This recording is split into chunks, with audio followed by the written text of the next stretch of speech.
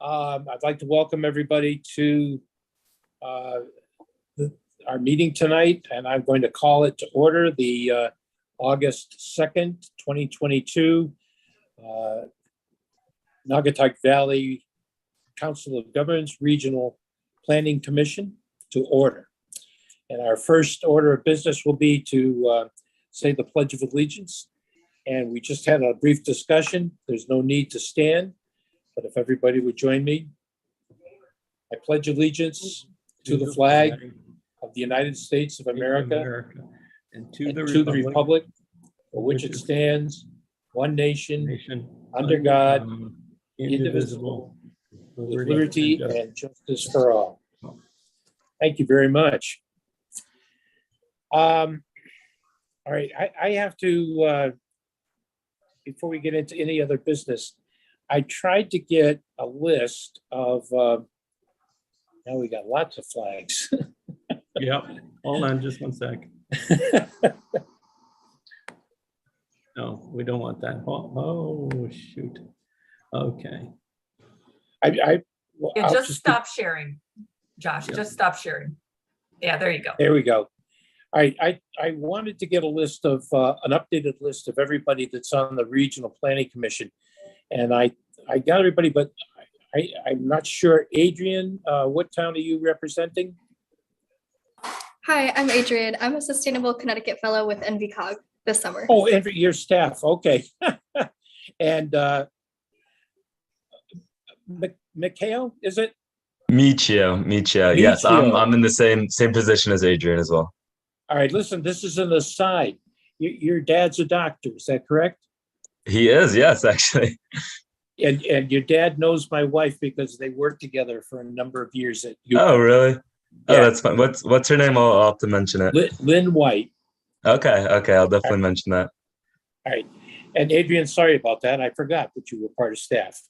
Oh, no problem. All right. Listen, our first order of business is listed as a roll call. I think I have everybody present. We have Lori from Naugatuck, and we have Bill from Prospect.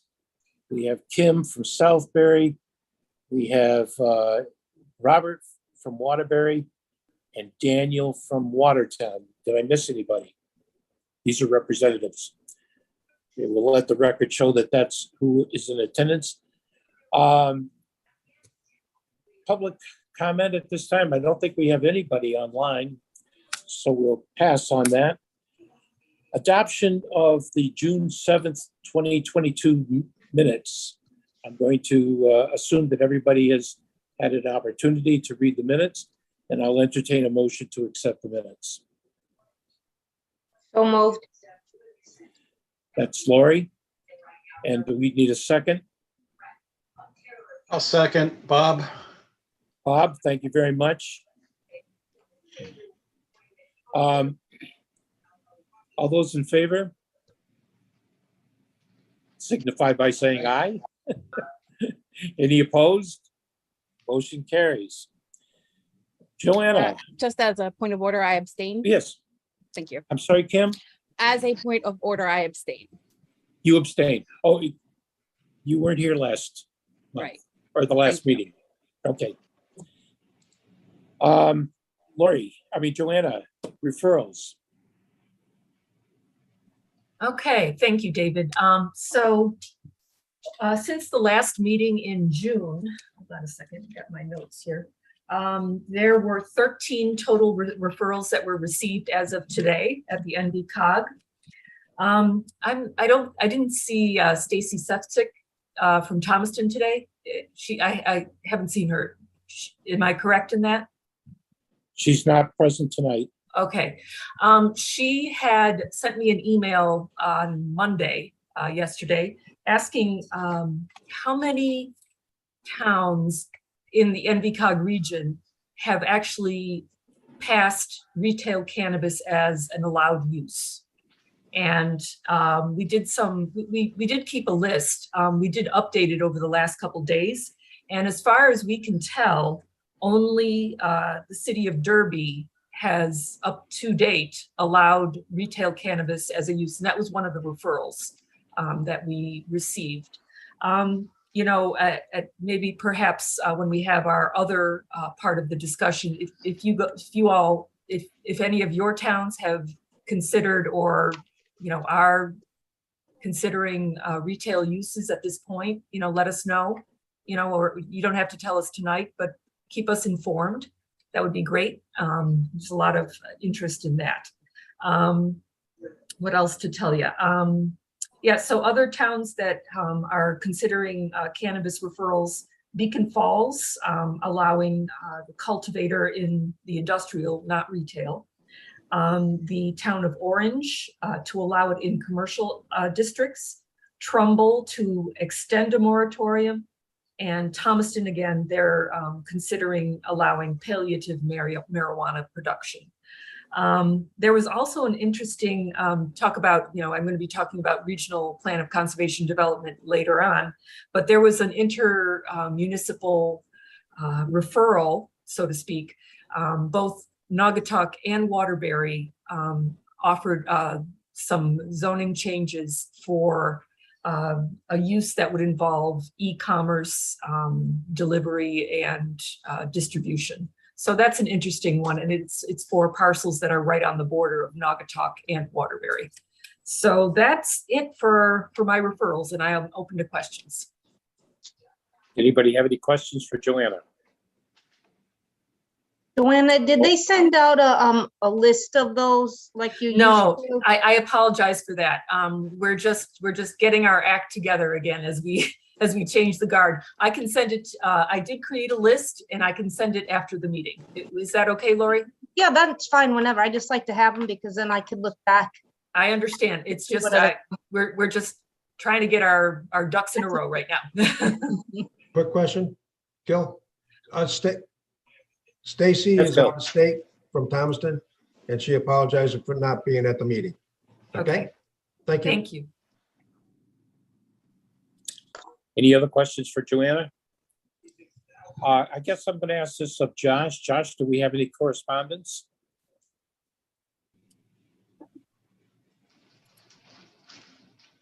We do not. Okay, moving right along. A roundtable discussion. I'm just going to pick people at random. If you would like to give us some information about what's going on in your town, that'd be wonderful. I'll start with Dan. Sure. DeVito? Yep. So we've been working on several different things, but the last 2 months we haven't had a zoning meeting. But tomorrow is our next meeting. But about a month ago, we had a meeting on, we've been working for several years on an audit for our main street. Our main street is a state street, so we've had to work with the state, and it's taken several years to get through that. We had 2 deaths on our main street. So they've been working to try to make it safer. So they held a meeting and they proposed some ideas to get some public feedback, which I think was helpful. We're still working on restructuring our zoning regulations. We're almost there on that, which is good. Our dog park that's been being worked on for a while now is just about done. They hydroseeded a few months ago, so they're just waiting for that to fully grow in so they could open the gates. And we continue to work on our affordable housing plan and our accessory dwellings. Thank you very much, Dan. Thank you. Kim? Hi, thank you so much. I wanted to report that we have a new planning director in our town. Ty Kern, who's filling that position now. Our economic development director, Kevin Bielmeyer, was fortunate enough to be able to meet with Josh LaCar. You wanted to report that. And our affordable housing plan has been approved. We've also approved an affordable housing subcommittee. Our POCD is being worked on. We are hoping to have a draft possibly by September. And we are also looking at our pedestrian safety plan for our main street as well. We have some design concepts for our town pool, which needs to be replaced. And we've had a number of new businesses open up on our main street and through town, and we expect a number more, at least 5, opening up in the next month. Thank you. Wonderful. Thank you very much, Kim. And our wonderful Vice Chair, Lori. Hi. So we are also currently working on our affordable housing plan. We just finished up our survey that we're going to put out to the public. So that was a challenge learning SurveyMonkey for me, but hopefully that'll be out. We're going to incorporate that into our POCD, which is due next year also. So we're working on that as well. We're just starting on our cannabis. We had Keith over last week to start with us. We want to have a joint meeting with our Board of Mayor and Burgesses and the zoning first before we put this out to the public. Michio came to visit us in Naugatuck to help with our sustainable. We're gonna try to get that underway too. It's just a lot of different plans at the same time, but he was very enjoyable to work with. That was a great visit. And let me see, the skate park, we're putting a skate park back in on in Linden Park. We used to have one there, and they're installing a new one. This one is more concrete. We won't have the kids ruining it. Last time, I guess they were movable parts, and that didn't work out so well. So that we did pass we approved rather the zone change or a text amendment for the industrial park. That's where that joint venture with Blue Water. So they came before our zoning commission and everything was approved on that. Basically, it's the height of the buildings is the big one. They want to go up to, I think it was 130 feet, and currently ours, I think, are 40 feet. So that all went through. I think that's it right now. We have a lot going on, but nothing quite there yet. Thank you, Lori. Thank you. Gil. Okay, from Prospect, because sometimes everybody doesn't know where everybody is from, but we had a couple home occupations that are always interesting. And we had some site plans along our main road. We have a masonry place that's, they're trying to make it look nice, which is tough. And we have a subdivision, which we don't get too often anymore. So other than that, working on our affordable housing, trying to get that off the plate. And that's about it really for Prospect. Thank you. Gil, can I ask you about the subdivision? How Yes, many sir. units? How many units? 2 single-family houses. And I know I'm not That's it? supposed to say single-family houses anymore, but it's just a 2-lot subdivision. Okay, all right. Thank Thank you. you very much. Thanks, Gil. Bob? Yes, let's see, following up with what Lori was mentioning, Blue Water Properties Group came before our zoning commission as well, seeking a text change to allow for the construction of what could be up to a 4 million square foot e-commerce fulfillment distribution center. And it's been reported in the newspaper. It would be for Amazon. So that text has been approved. It allows for heights of up to 130 feet. The property that they're looking to develop on is, it's not without its challenges. There are some topographic issues. So in many ways, the concept of vertical development versus horizontal development actually seems desirable, in terms of working with the landscape. There's also wetlands on the property, and it also allows for enhanced buffers between what would be the facility and residential neighborhoods in the city. So again, that was approved, and we're just waiting out the appeal period, and we'll be meeting with them probably in a couple of months to pick up where we left off. Let's see, affordable housing study. Our city plan commission adopted It's a study on July 13th, and it's been submitted to the to OPM or Department of Housing, I guess. And so we're good until 2027. We also extended our moratorium on cannabis to February 9th. The idea is to put the question on the November ballot as a voter referendum matter and let the public speak on it. And then let's see, what else do we have? I guess that's the main points. I mean, we have a lot of development going on. Again, continuation of housing, a lot of downtown conversion of upper level office space to apartments, a lot of commercial development along our main thoroughfares that seems very active. And I guess that's about it. Thank you very much, Bob. All right, I'll take Bristol. Well, here in Lake Wobegon, it's been kind of quiet. Actually, I've got two things that I wanted to bring to everybody's attention. One is really tremendous. The other one is not so good. The great thing is that this fall, Bristol is opening up its Bristol Arts and Innovation Magnet School.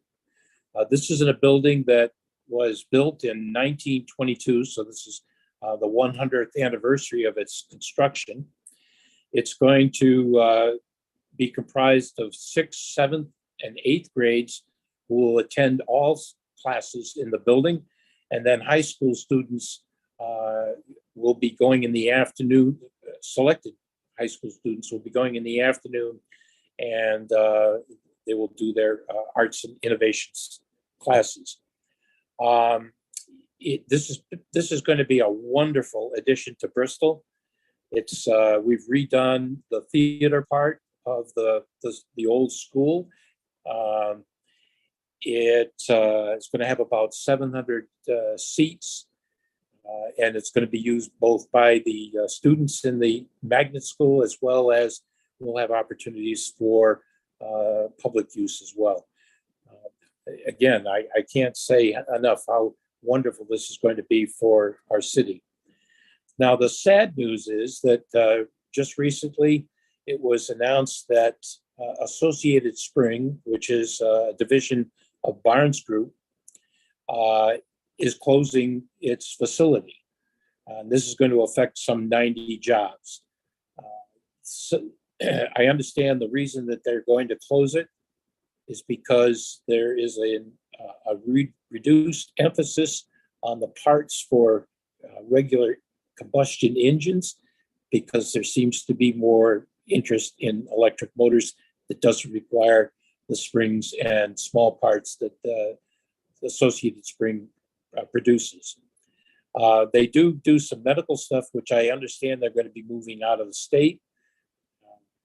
I don't know why, but that's the word that we get. So we have this one property that it's going to be looking for new tenants, and as far as the loss of 90 jobs, I'm sorry to see that. Our cannabis, we're going to just allow retail cannabis, most likely according to the state regulations. I do know that we have an ordinance committee that will be meeting later this month, I believe, and guidelines are going to be set down. It's my understanding that we already have at least one interested business looking to establish itself. We don't have any other details other than just an interest. And that's my report. The next thing on the agenda is the NVCOG discussion, the Regional Planning of Conservation and Development. Joanna, I believe you're going to do this. Yes, I will. If you just give me a moment, I'm going to share my screen. I have a presentation. Hold on a second.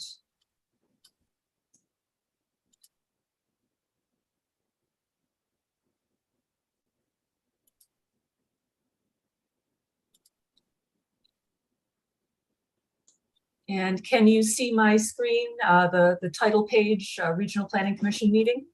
Yes, we can. Okay, and earlier today I asked our administrative coordinator, Lauren, to send copies, PDF copies in your emails. So you should also, if you. We got those. Gotcha, okay. So just don't feel like you have to furiously scribble. And this is being recorded anyway. Okay, so thank you again for allowing me to speak for a few minutes about this.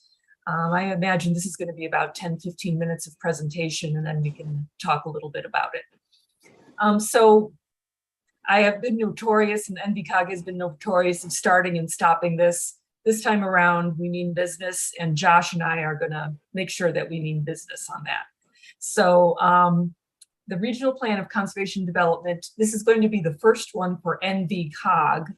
However, all the councils of government that made up the NVCOG did have their own plans, and that's what we've been using as our guides for decision making over the past few years.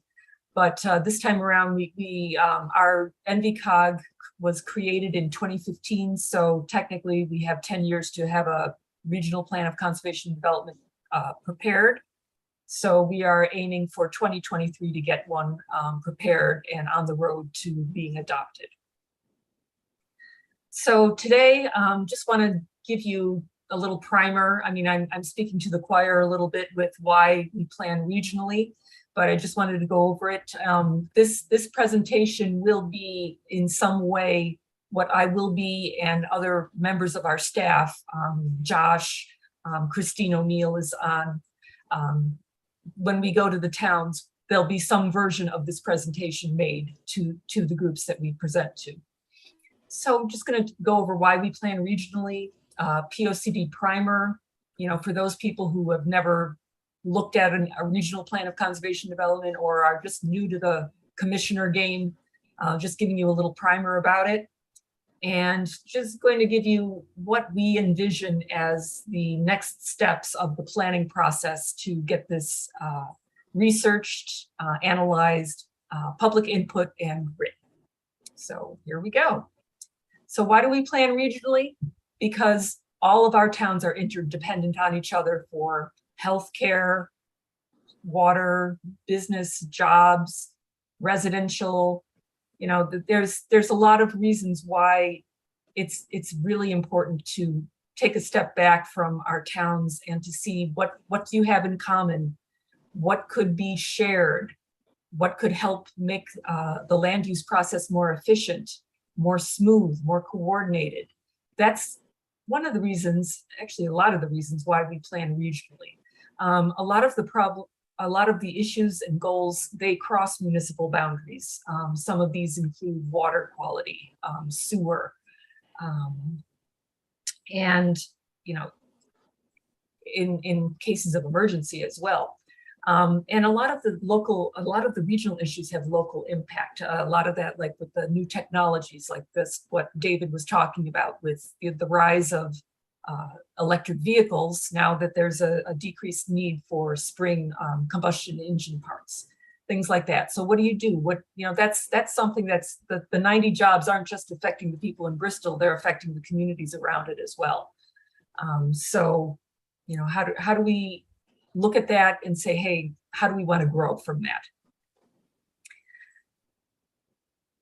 And again, planning regionally, we want to solve common problems and achieve common goals. And again, it's to maximize, when you do local land use decisions, is to maximize benefits and minimize costs. If there's a town that's doing something in a better way, what's the harm in adopting that or sharing in the cost of doing something?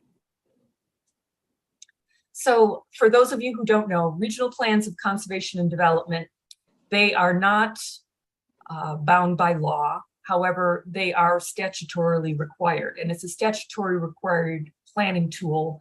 And you can go into section 8-35A and it outlines what needs to be included in the POCD. And just like your municipal POCDs have this 65-day review period, the same thing with the regional POCD.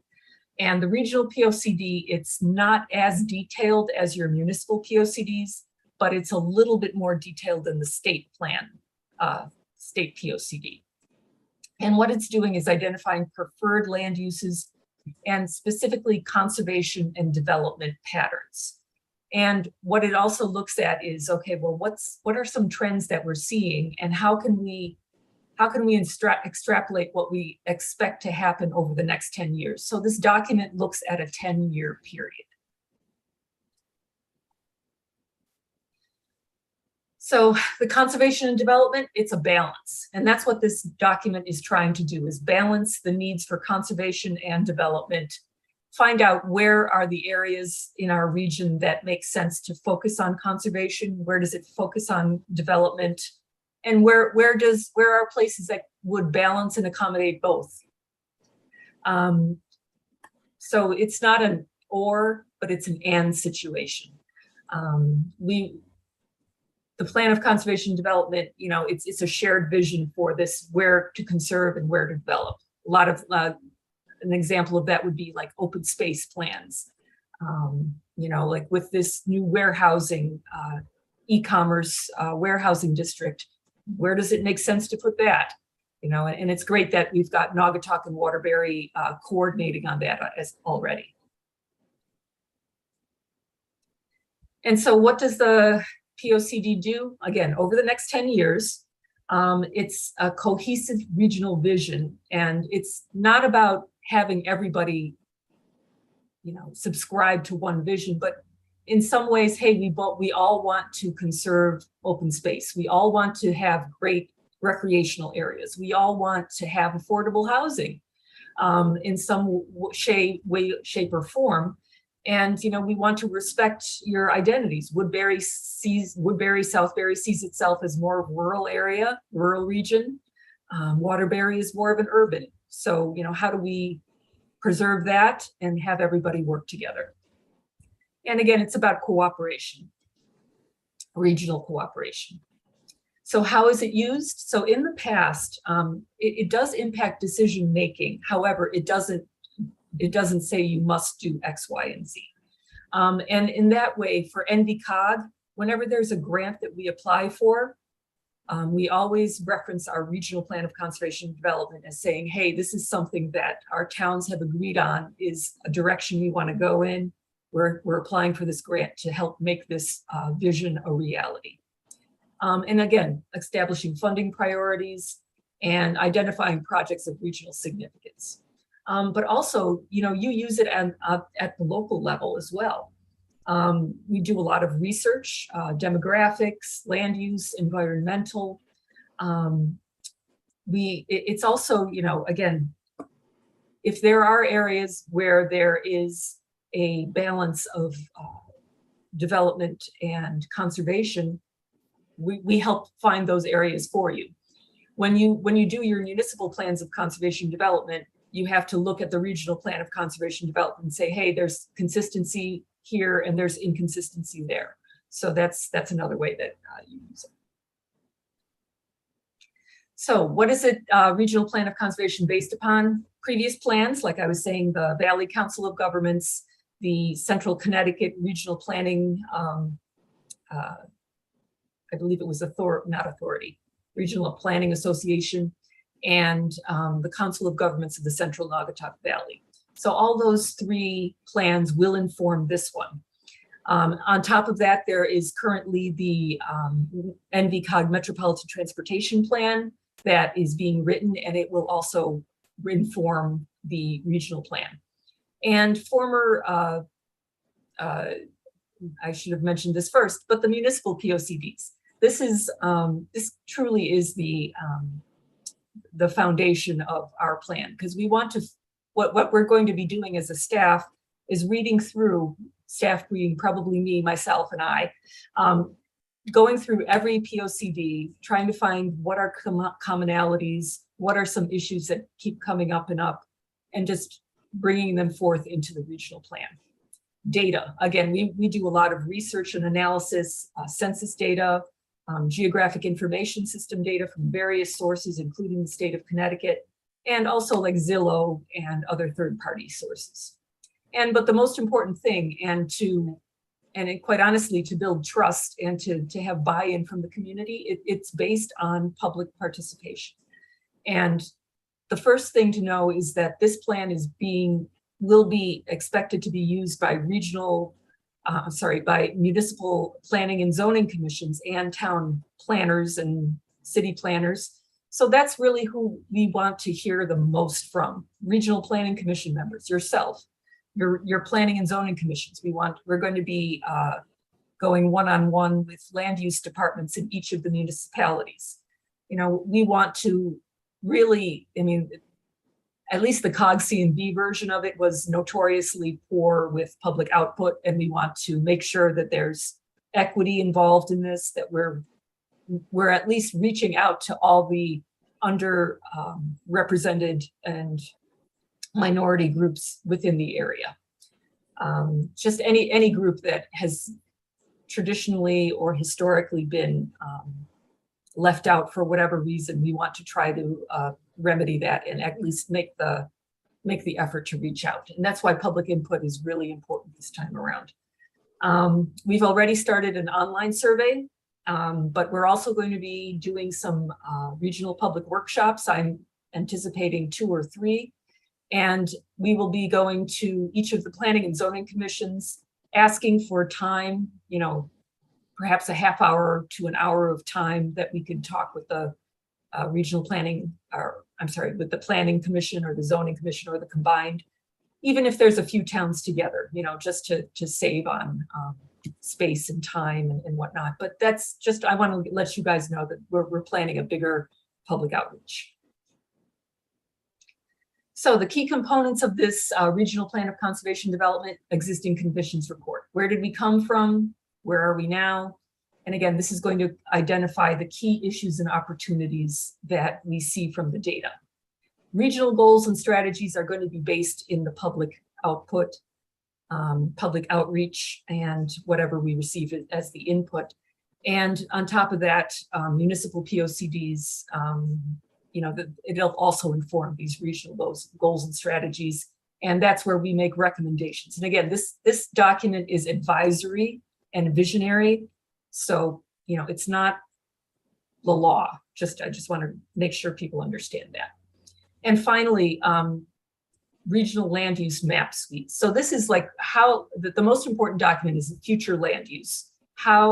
What type of land uses and where do we want to plan for them? Where are these regional commercial centers?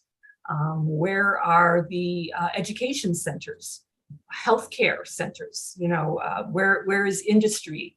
Where's the manufacturing, high-tech manufacturing, or perhaps where there was a spring-loaded factory, now maybe there will be a new, since there is already the space, perhaps there will be an electric vehicle motor type of situation. Who knows? But those are the things we want to look at. And those are going to be the 3 main components of our regional plan of conservation development. So now who's going to be developing it? Well, first and foremost, the NVCOG board, the people, the CEOs, the chief elected officials, they are the final word on adoption. However, it's the Regional Planning Commission, as per the bylaws, that oversee the preparation and make the recommendations to the board for a final draft. So that's where we're going to be going to you first and foremost when we work on this. And the NVCOG staff. So it's going to be Josh Lakar, our planning director, and myself, Joanna Rogalski. We're going to be leading the effort. However, we're also going to be involving some of our other planners in the process. Christine O'Neill is on the call, on the meeting. She's an environmental planner. Transportation, we've got Rich Donovan. We'll be asking his advice and input on things. And we've also got a great GIS crew, Rich Crowther and Glenda Prentice, who, on top of all that, we also have a great communications person, Desiree Blanchard. So I didn't put their names on there, but just know that there's a lot of people that are going to be working on this. It's a team effort. So this is our anticipated timeline, starting from today in August. We're going to be doing the review of municipal POCDs, doing the research for the existing conditions report. The existing conditions report is very similar to in past years that you would have the regional profile, which included data on demographics, economy, and housing. We're going to go hopefully a little bit beyond that. But you know, if you want to know about something comparable, that's what it would look, something similar to that. We did already release one survey, and I'll show you the link, or I did it for your copies. We already have the link out there. But we also want to do a survey of that is targeted to municipal planning and zoning commissions and the planners in the land use departments of the towns and boroughs and cities. And then we're expecting that that'll happen from August through October. From November to February, we are going to go with these more regionally oriented meetings, hopefully 2 to 3 regionally oriented meetings. And that's where we want to start drafting goals and strategies. Next year, March through June, you know, we want to get this final draft going and get the maps finalized. And hopefully by July, we'll have a final document that we will be going again to the planning and zoning commissions, the municipal planning and zoning commissions, asking for their input and commentary before the final 65-day review period for adoption. So, but today, to that end, though, it's important that we have the Regional Planning Commission have their overseeing input, their updating of things. About a year ago, I had asked for volunteers to join a RPC working group, which would meet in the months that the RPC does not meet. I remember that I'm sorry, I know Bob Clark was interested in doing this. You know, shoot me an email, or if you want to, you know, have a shout out at the end of this meeting, if you're interested in being on this Regional Planning Commission working group specifically for the Regional Plan of Conservation Development. It would be great if we had 2 to 3 people to really just help us dig in and give us a reality check on the things that we find. Okay, and just so you know, so our next steps, the online survey number 1 is open. I have yet to post it on the web. However, we did have a Harry Potter Day in Waterbury that we started distributing flyers with the QR code and the URL as you see it over there. Quite honestly, we only got 1 response. So we're wanting to, if you guys could help us advertise it, you as being the Regional Planning Commission, if any of you want to be ambassadors for this Regional Plan of Conservation Development, we would be most grateful.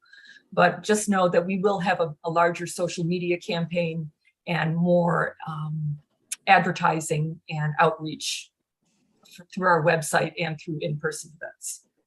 And so again, this week, we're going to start contacting municipalities to schedule public meetings and one-on-one meetings. And next month, being September, it would be the first meeting with the RPC working group. And the last thing, I promise you that this is the last thing. These are the types of questions, these are the questions, I should say, that we will be asking the planning and zoning commissions. And if you guys could start thinking about it as a regional planning commissioners, you know, what do you see as the vision for the NVCOG region? If you don't have one, hey, tell us that too. You know, if you find that, you know, what is your thought about even creating a vision for the region?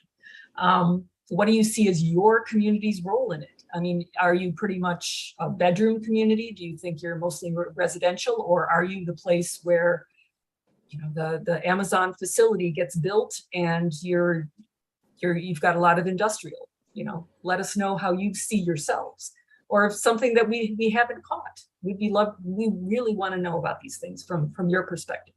What challenges does your community face, which would be easier to address working regionally or with neighboring communities? You know, I think the pandemic showed us that we do need to rely on each other a lot more for our needs, especially like when it comes to food and emergencies. There's definitely intermunicipal assistance agreements in the state, but there's also public health districts. There's also regional school districts. There at one point, the NVCOG was studying a Ansonia Derby shared school, high school, a shared sewer facility. These are all possibilities. Maybe there's something that you have had in the back of your mind. We'd love to find out what you think. And finally, what do we do well? What don't we do well? As a COG staff, even help us understand that as well. And how could a regional plan of conservation and development support your community? If you have never actually looked into the regional plan of conservation and development, that's okay. We understand it's a dry document. But our main goal is that we create a document that's usable, that's meaningful, usable, and relevant to our towns. So these are the 5 main questions that we're hoping we will hear from our member towns and cities and borough. So I want to say thank you for giving me the chance to speak today, and I'm open to some questions. Before I open to questions, Josh, did you have anything that you wanted to add? Josh, if you're talking, you're on mute. Yeah, I know. You did a terrific job. Thanks for the presentation. That was very helpful. Floor is open if anyone else has questions.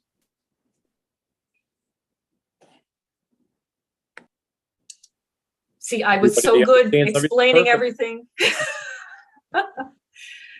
It's okay. I know there's a lot here that I threw at you, but just know that we're going to be in a lot better communication with the Regional Planning Commission and with the planning and land use departments. We look forward to seeing you at our zoning meeting. No rocks, please. But that's okay. No I'll rocks. take it. I'll take it. Last chance. Anybody have any questions for Joanna? All right, then. Thank you very much, Joanna. The next thing on our agenda is the Envision Regional Conference. Christine, I think you're going to handle this. Is my mic on? Can you guys hear me? Yeah, we can. Okay, good. Just making sure. Thank you so much. So I'm sure you've been receiving some emails about this if you're subscribed to our listserv or saw it on our social media, but we are having our Envision Regional Conference. We had one in 2016, which confusingly was named Envision 2020 because it was looking to the future. But so this is going to be a full day regional conference that takes place on September 13th from 8 a.m. to 2 p.m. It will take place at the beautiful Palace Theater in Waterbury. And we're going to be covering a range of issues. Our keynote speaker will be Governor Lamont. And we have 3 main panel discussions. One is about transportation, specifically micromobility. One is about affordable housing. And our last is about environmental justice and community engagement. In addition to that, we'll have some other features about recreational trails, energy, and waste management solutions. So we'd really love for you to join us. I'm going to put a registration link in the chat, and definitely register because there's free lunch and you get to choose your lunch option. We would absolutely love to see you there. We'd love to have planners. We already have signups actually from planners and mayors, CEOs from around the state, actually. So very exciting, and we hope to see you there. Christine, I know you just said you're going to put it on the chat. Would it be possible for you to send us out an email with that? For sure. I can talk to Josh and make sure that the link goes out with the minutes. Thank you very much. Any questions for Christine? It sounds good. I like the free lunch. I really do. There you go. That's how we get them. I mean, just to, go ahead. Go ahead, Josh. No, just to add quickly, I mean, if you are working with your planning and zoning commission members or within the town hall, or City Hall, feel free to spread the word. It's got a tremendous capacity. We would love to have as many people as possible attend from as broad a range of communities and areas of interest. So I think, it's definitely worth the while. A lot of good speakers, a lot of good discussion, and a chance to really shape the future of the region. I'll be passing that on to our planning director. Thank you. Josh, you're going to take Metropolitan Transportation Plan update. So just very briefly, one of the other things that COG does as a metropolitan planning organization is in response to federal statute to every 2 years prepare a metropolitan transportation plan. Until very recently, this was called the Regional Long Range Transportation Plan, but it's essentially the same product. Like the Regional Plan of Conservation and Development, it takes a broad view of all transportation modes, from highways and local roads through bicycle and pedestrian, freight, transit, rail, etc. So, we're in the stage similar to the Regional Plan of Conservation and Development. I've tried to also basically schedule those two efforts so that they're in somewhat of a parallel timeframe, basically to give us the opportunity in particular to have additional public outreach that's associated with both. Joanna mentioned at the Harry Potter Day, we had surveys conducted for both studies, and staff who were familiar with both who were available to answer questions.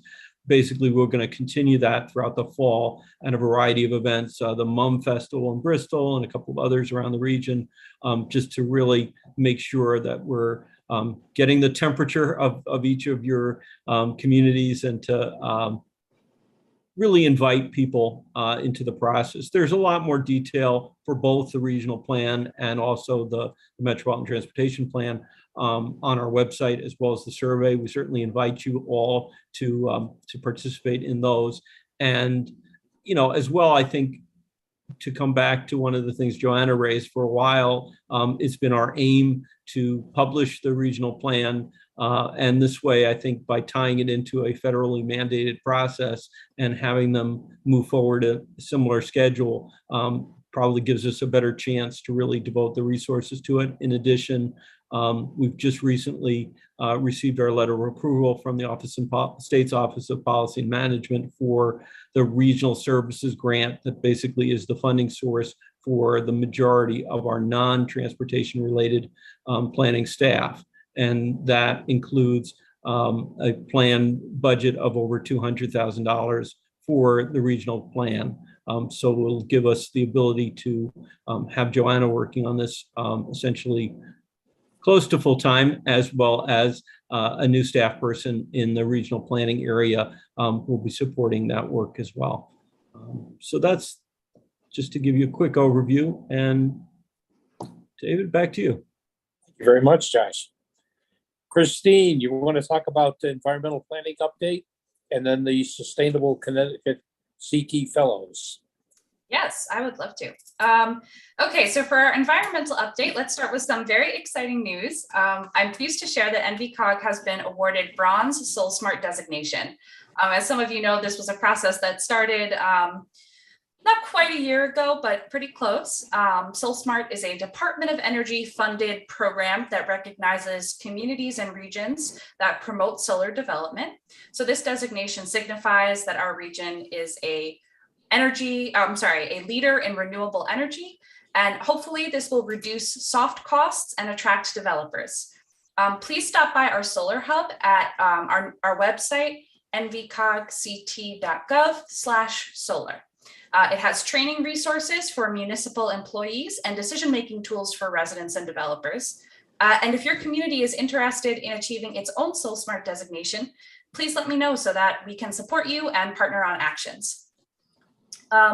Quick PSA, our next household hazardous waste event will take place on Saturday, September 24th from 8 a.m. to 2 p.m. at 75 New Haven Road in Prospect. So residents from all 15 towns in the program are eligible to attend. This is going to be the last collection of the year, so please be sure to help get the word out to residents. We'll be sending out flyers to the public works departments to distribute in the coming month. Great. Yeah. Okay, so I've got a couple of environmental grant opportunities. I am going to post links to them in the chat right now, and then I'll go through them. Hopefully, I should have spaced that a little better, but it's 3 separate links in there. Okay, so our first one is, I should probably say that all 3 of these grants happen to be due on the same date, which is September 30th. So the first grant is a light duty electric vehicle charging infrastructure program grant, which is a mouthful, but it is administered by DEEP with Volkswagen settlement funds. So $1.8 million will be made available for municipal DC fast charging or level 2 charging installations that are publicly accessible. You can apply for multiple locations. Priority will be given to distressed or environmental justice communities and to projects that fill out Connecticut's existing charging infrastructure. I only just attended a webinar for this a few days ago, so I have yet to get the memo out to CEOs and planners, but keep your eyes peeled for that. The next grant opportunity, you may recognize this one. It comes around every year from DEEP, and we absolutely love it. It's the Open Space and Watershed Land Acquisition Grant Program. So that provides funds for municipalities and nonprofit land conservation organizations to acquire land for open space. That memo was already sent out in June. And then the final grant is sort of the sister to that, and that's the Urban Green and Community Garden Initiative Grant Program, also open to municipalities and land conservation orgs, but this is specifically for targeted investment communities and distressed municipalities. And the funds are used to develop or enhance urban open spaces for public enjoyment or environmental education. And the last thing I just wanted to mention for my environmental update is I wanted to congratulate the towns that are moving forward with sustainable materials management grants for waste reduction and diversion pilots. So I know this is something that town planners are not always directly sort of involved with, but I hope everyone is at least obliquely aware that Connecticut is going through a waste crisis. I'm sure you've heard about the closure of Mira. And so big congratulations to Woodbury, Seymour, Shelton, and Ansonia, who have been offered funds from DEEP for their programs. Bristol, Wolcott, Bethlehem, and Middlebury are queued to receive their determination, hopefully in September, but can't hold DEEP to a timeline. So we'll see how that goes. But given the severity of the waste crisis, I really just wanted to shout out to those towns for going through the effort to apply and to take advantage of these funds. So that's it for me. Happy to take questions. Any questions for Christine? Thank you very much, Christine. Hey, I have something actually that ties in a little bit with what you were talking about. Quite a while ago, we were given something called Sustainable Plan Review. I don't know who passed that out to us. Was that? Oh yeah, sure. Yep, that was me. You? Yeah. That was you. All right. Hey, I think it's wonderful, and I use it all the time. Oh, that makes me so happy. Oh well, I'm glad I could make you happy. Awesome. I actually have something I want to try to add to that. It has to do with planting trees in new development. This is crazy. There are 3 types of trees. There's dioecious male trees, there are dioecious female trees, and then there's monoecious, which is actually has both the male and female. Planners apparently want to plant male trees primarily. And the reason they want male trees is because female trees, they're messier. There's a lot of flowering. It doesn't meet what I think a planner or somebody wants to see planted. The problem is that if you plant all male trees, you're increasing the amount of pollen. I mean, right now there's like 400 million people worldwide that suffer from hay fever. And these, if we overplant male trees, we're actually going to increase the amount of pollen in the air, which is going to exacerbate the hay fever and any other allergies that people have. We're experiencing warmer temperatures. We have longer pollen seasons, and we have rising CO2. All of these things are going to affect people's health. So I have added to that list, that wonderful list that you gave us, Christine, asking developers, are you planting trees? Are you going to do a mix of trees? This is what's going to be most beneficial. Just thought I'd throw that out. Yeah, that's great. And we have that on our, we have that paper on our website, so we can update that. I may reach out to you to get the specific wording to make sure I'm not misrepresenting, but certainly seems like a great addition. Yep, awesome. Thank you very much. Is there anything else that anybody would like to bring before the commission? Josh? I just want to recognize the excellent work of yet another year for the CT Sustainable Fellows, Adrian Huck and Monsieur Agresta. So thanks so much for helping us out and for learning, hopefully, a few things about the planning process in our region. That's awesome. Thank you. It's been a pleasure. Yeah, and David, I just want to let everyone know I posted the 2 links to the online survey #1 for the Regional Plan of Conservation Development. If you so choose, we have it in Spanish as well. C. Thank you very much. If there is nothing else to be brought before the group, then I will entertain a motion to adjourn. Okay, we're going to just stay here then. So moved. Lori Rotella. Laurie, thank you very much. Is there a second? Second. All those in favor? Aye. Thank you. Anybody opposed? No. All right, thanks very much, everybody. We'll see you in October. Oh, no, wait. So, yeah, October. Yep. Good night, everybody. Josh, thank you very much. Joanna.